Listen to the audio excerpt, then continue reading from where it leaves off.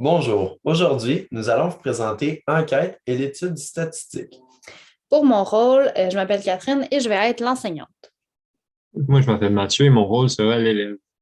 Je suis Cédric et je serai donc le subconscient de Mathieu.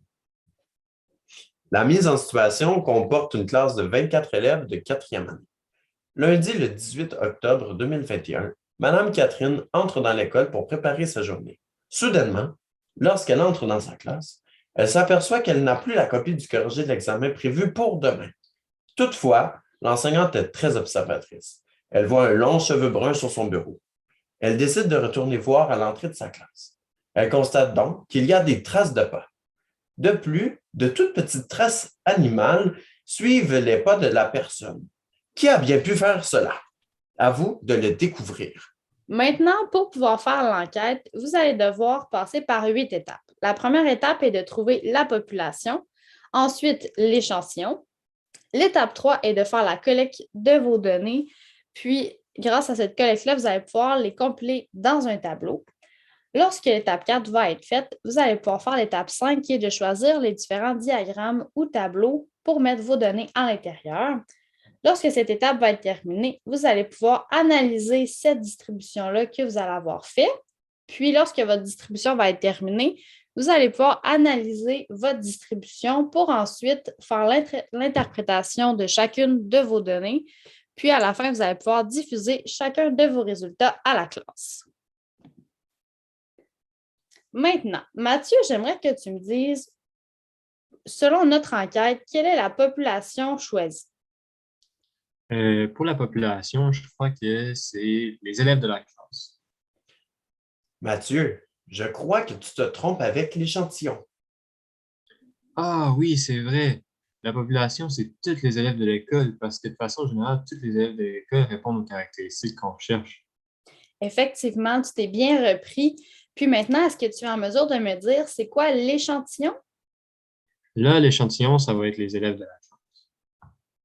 Oui, tu l'as eu. Parfait. Maintenant, qu'est-ce que tu vas utiliser pour organiser ton échantillon? Souviens-toi, tu as divers outils qui peuvent te permettre d'organiser tes données. N'oublie pas de considérer la mise en situation. Euh, je vais créer un tableau avec tous les prénoms des élèves de la classe pour faciliter ma collecte de données. Parfait, c'est une très bonne idée que tu as eue, Mathieu. Maintenant, pour faire ta collecte de données, quel élément as-tu besoin de connaître? Je dois savoir quel élément je dois mettre dans mon questionnaire. Parfait. Donc, parmi les 5 qui sont au tableau, quels sont ceux qui vont être utiles? Attention, je te remémore les indices de la mise en situation. Longs cheveux bruns, traces de chaussures, petites traces de pattes d'animal. Donc, les données, ça serait le 1, le 3 et le 5. Donc, parce qu'on a un long cheveu brun, des traces de chaussures et des petites traces d'animal. Effectivement, tu as tout à fait raison. C'est les 3 éléments qui vont te permettre de construire un tableau suffisamment représentatif de la mise en situation. Petite précision, la classe est divisée en 3 équipes de 8 élèves. Parfait. Maintenant, j'aimerais que chacune des 3 équipes s'occupe de créer son propre questionnaire. Donc, toi, Mathieu, quelles sont les questions qui vont être posées dans ton questionnaire? Pour ma première question, ça va être quelle est la couleur de tes cheveux? Ensuite, je vais demander quels sont tes animaux de compagnie? Et pour finir, je vais demander quelle est la pointure de tes chaussures?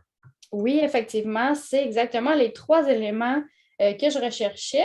Puis maintenant, je vais tous vous laisser aller choisir et créer vos outils pour regrouper chacune de vos données. Donc, pour les données concernant la couleur des cheveux, quel outil a-t-on utilisé? On pourrait utiliser le tableau à double entrée puisque nous considérons tous les élèves de la classe ainsi que la couleur des cheveux. Donc, au final, j'ai regroupé 12 élèves qui avaient les cheveux bruns, 8 élèves qui avaient les cheveux blonds, ainsi que 4 élèves qui avaient les cheveux roux. Rappelle-toi, tu devras mesurer la grandeur de la trace de chaussure au sol pour connaître la pointure de soulier à rechercher. Moi, j'ai trouvé la pointure de la trace de pas. C'est du 7. J'ai donc décidé de créer un diagramme à bande pour regrouper les pointures de chacun des élèves. J'avais donc 10 élèves qui portaient du 5, 8 élèves qui portaient du 6, 2 élèves qui portaient du 7, ainsi que 4 élèves qui portaient du 8. Maintenant, pour l'identification de la trace animale laissée sur le plancher, est-ce que l'animal que tu as en tête correspond à un des animaux d'un des élèves de la classe? J'ai cru observer que c'était des traces d'un chien. Et j'ai bel et bien dans mon diagramme à pictogramme des chiens. Donc, chaque pictogramme représente un animal de un élève. Et aucun élève n'a plus d'un animal. Donc, j'ai 3 élèves qui ont un chat, 6 élèves qui ont un lapin, 4 élèves qui ont un oiseau, 5 élèves qui ont un chien et 6 élèves qui n'ont aucun animal. Maintenant, donc, à l'aide des données que tu as amassées, Mathieu, comment as-tu identifié le ou la coupable? Ben, en combinant les 3 indices qu'on a trouvés, soit la couleur des cheveux, l'animal de compagnie et la pointure des chaussures, je peux conclure qu'elle ou il a de longs cheveux bruns, un chien, ainsi que la personne porte du 7 dans sa pointure de chaussure. Parfait. Donc, maintenant que tu as analysé et interprété tes résultats, qui est le ou la coupable, Mathieu? La coupable est Élodie parce que c'est la seule qui a les cheveux bruns, un chien et qui porte du 7 dans ses chaussures. Effectivement, tu avais raison, tu as su trouver la coupable de mon enquête. En conclusion, l'enquête nous a permis de démystifier l'incompréhension des données qualitatives et quantitatives.